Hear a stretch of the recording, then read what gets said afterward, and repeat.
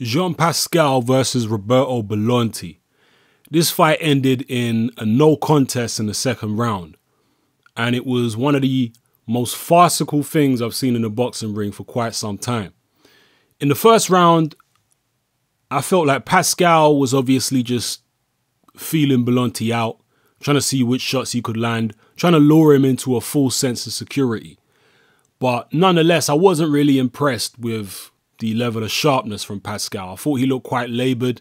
I've seen him look sharper than this before.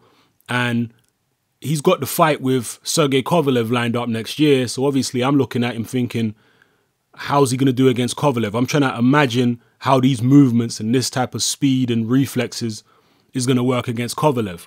And from what I saw in the first couple rounds, he's going to need to be sharper than that. I mean, the fight only went 2 rounds, but, you know, from what I saw in these 2 or 1.5 rounds, he's going to need to be a lot sharper than that against Kovalev if he's going to give himself any realistic chance of winning the fight. So I wasn't overly impressed from what, you know, it was a brief fight, but from what I saw, I wasn't overly impressed. Anyway, if you didn't see the fight in the second round, the fight got over to the ropes. There was a clinch. Delorme hit Pascal around the back of the head a couple times and hit him in the back. Pascal responded with a little clipping right hand on the inside. It was a nothing punch. There was nothing on it. Delorme went down and stayed down. Now, prior to that, Pascal had hit Delorme with some nice shots. Very heavy body shot. Echoed around the arena. Very, very heavy shot. And a few right hands and lefts, which were, you know, pretty explosive. And Delorme seemed to be looking for a way out. And when he got clipped with that little right hand in the clinch, which honestly, it was a nothing shot, he went down as though he'd been shot. And he stayed on the canvas for several minutes, maybe 5-10 minutes. And it was so obvious that he was acting and faking that the ref, the commissioner, and even the doctor were openly saying, this guy's not even hurt. And apparently the neurologist, because Bolonti stayed on the ground, so they had to administer oxygen to him. Okay, he was trying to make out that he was that seriously hurt. So they administered oxygen. The neurologist looked at him, you know, flashed the torch in his eyes and had a look in his eyes. And he knew instantly that this guy's not really that hurt, if he's hurt at all. And apparently the neurologist just got out of the ring in disgust saying, you know, this guy's faking, man. This guy's purely acting. And it seemed obvious to me, especially from seeing the replay. Come on, man. That punch ain't going to knock you out cold and keep you on the ground for 10 minutes. Please. That guy was looking for a way out. And he's done similar stuff to this before. He's shown a yellow streak in him before in fights. And this was the worst of all, man. I mean, I'm not even sure if he's going to get many fights after this, after that type of display. He felt a few hard shots from Pascal and he decided he wanted out of the fight. He wanted to find a way out. And he got it. So, disgraceful bit of acting from Roberto Bolonti. Really, really disgraceful stuff.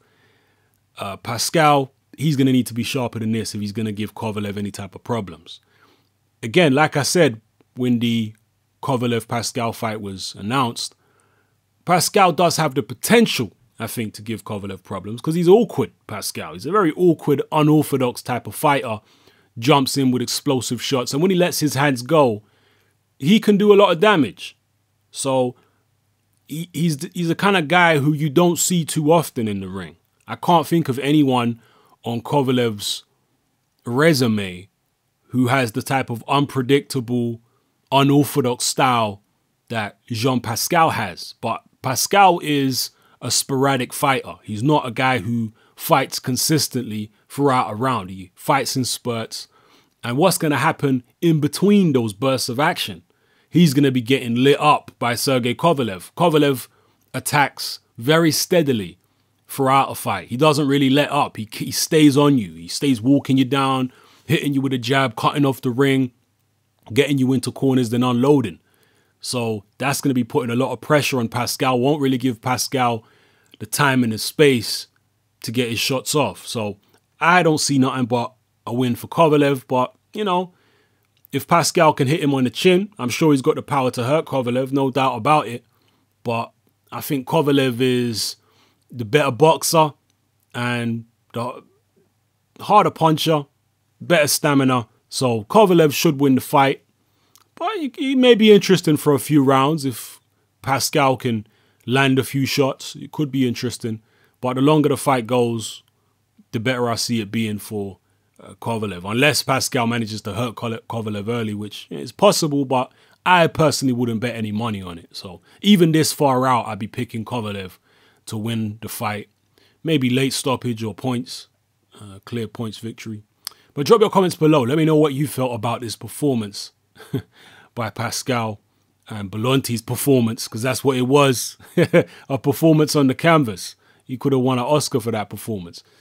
Let me know what you felt about that, and how do you feel about Pascal's chances against Kovalev? Do you give him more of a chance than me? Again, I'm not saying he's got no chance. I think he does have a chance, but he's going to need to be a lot better than I saw him tonight. That's all I'm saying. But let me know what you think. This is Hatman. I'm out.